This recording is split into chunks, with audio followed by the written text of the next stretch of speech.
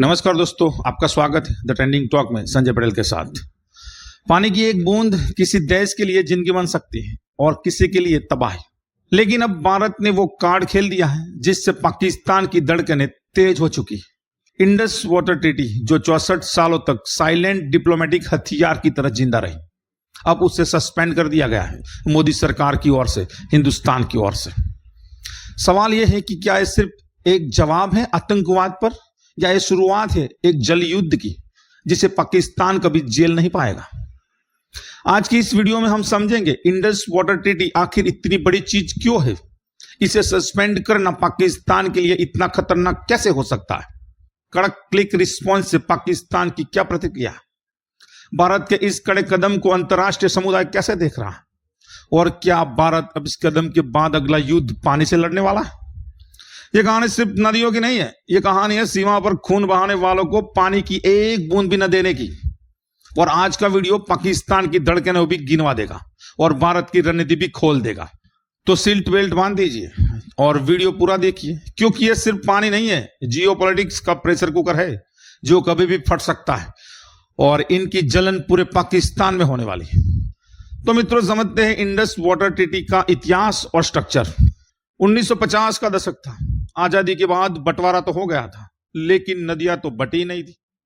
पानी की धाराएं भारत से निकलती थी लेकिन बहती थी पाकिस्तान की तरफ। दोनों देशों के बीच तनातनी थी पानी को लेके। आखिर कौन कितना पानी लेगा, कौन रोक सकता है और कौन नहीं, कौन प्रोजेक्ट बना सकता है, कौन उसको जलाशय में रूपांतरित कर सकता है। लेकिन यहीं पर आया वर्ल्ड बैंक और करवाया 1960 में एक ऐतिहासिक समझौता। उनका ही नाम था इंडस वाटर ट्रीटी। अब ट्रीटी का तकनीकी डिवीजन समझते हैं, सरल लेकिन सटीक। ट्रीटी के हिसाब से नदियों को दो हिस्सों में बांटा गया, यानी ईस्टर्न रिवर्स और वेस्टर्न रिवर्स।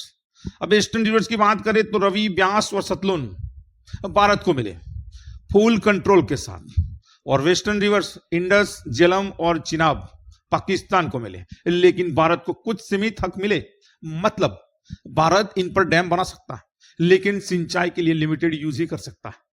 पाकिस्तान को नुकसान न हो इस बात का ध्यान रखना जरूरी है भारत को। कंडीशन इसी इंडस वाटर ट्रीटी में थी। क्या बदलाव और ये सस्पेंशन क्यों? 23 अप्रैल 2025 पहलगाम जम्मू कश्मीर 26 बेगुनाह लोगों को मौत के घाट उतार दिया गया, वो भी टूरिस्ट, निर्दोष, निहत्थे। और फिर सामने आया एक नाम, द रेजिस्टेंस फ्रंट, यानी पाकिस्तान की पुरानी चाल जो हमेशा चलता आता है, जो कायराना चाल है वो हमेशा पाकिस्तान चलता आ रहा है। अब भारत ने कह दिया बहुत हो चुका है, बहुत नाटक कर लिए तुमने। इंडस वाटर ट्रीटी को अबेयंस यानी सस्पेंड कर दिया गया।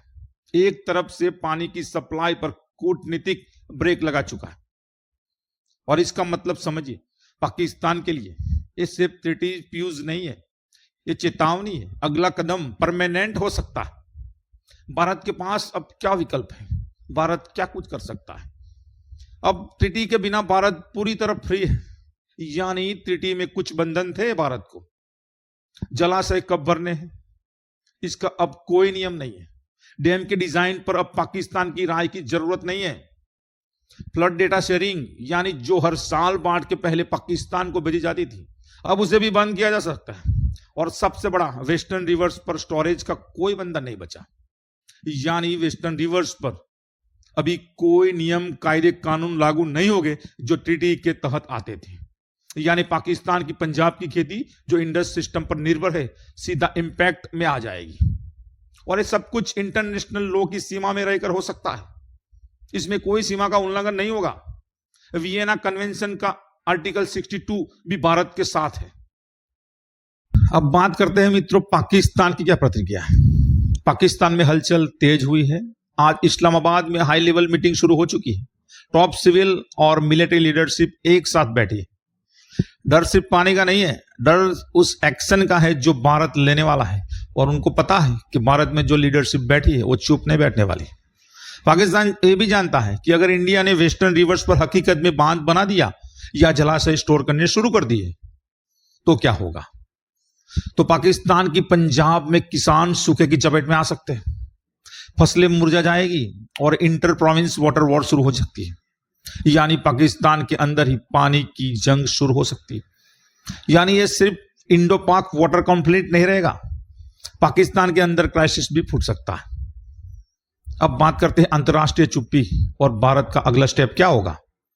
इंटरनेशनल कम्युनिटी मोस्टली साइलेंट है और पूरा माहौल को देख रही है। क्योंकि आतंकवाद के मुद्दे पर पाकिस्तान की साख पहले से ही गिर चुकी है और पूरी दुनिया में पता है कि पाकिस्तान की प्रोडक्ट क्या है और पाकिस्तान की उपज क्या है और वो क्या पैदा कर रहे हैं। अब भारत के पास खुली राह, वो अपने पुराने हाइड्रो पावर प्रोजेक्ट जैसे किशन गंगा, रतले पावर प्रोजेक्ट, पकलडुल को फुल स्केल में चला सकता है। नए प्रोजेक्ट को भी बगैर ऑब्जेक्शन से डिजाइन कर सकता है। जलम और चिनाब पर जलाशय बना सकता है जो एग्रीकल्चर और फ्लड कंट्रोल दोनों के लिए काम आएंगे। और सबसे बड़ी बात, ये ट्रीटी सस्पेंड करना शायद आखिरी अलर्ट हो, क्योंकि अगला कदम ट्रीटी का पूरा अब्रोगेशन भी हो सकता है। यानी 1960 में वो इमारत जो वर्ल्ड बैंक के आशीर्वाद से खड़ी हुई थी ना, वो अब ढहने की कगार पर है। और समझो वो ढह गई है, क्योंकि मोदी सरकार छोड़ने वाली नहीं है। पानी की एक बूंद की कीमत तब समझ में आती है जब वो थाली में अनाज बनकर नहीं आती, और जब उस पानी को कोई दुश्मन के इरादे से इस्तेमाल करे ना, तो क्या हम उसे चुपचाप बहने देंगे? शायद अब वक्त आ गया है सिर्फ सरहद पर गोली नहीं, अब पानी से भी जवाब देने का। इंडिया ने पहली बार उस ट्रीटी को सस्पेंड किया है और एक कदम सही में काबिले तारीफ है।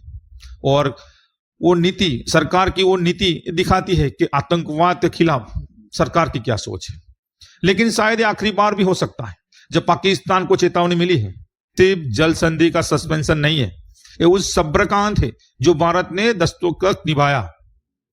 अब अगर पड़ोसी देश खून बहाने से बाज नहीं आते तो उन्हें पानी की एक बूंद भी नसीब नहीं होनी चाहिए और मिलनी भी नहीं चाहिए। भारत अब सिर्फ देखेगा नहीं, जवाब भी देगा, और वो जवाब पानी से भी ज्यादा धारदार होगा। मित्रों, अगर मेरा वीडियो आपको अच्छा लगा तो लाइक कीजिए, शेयर कीजिए, और आप मेरे चैनल पे पहली बार आए हो तो चैनल को सब्सक्राइब कीजिए। मिलते हैं अगले वीडियो में, तब तक के लिए जय हिंद।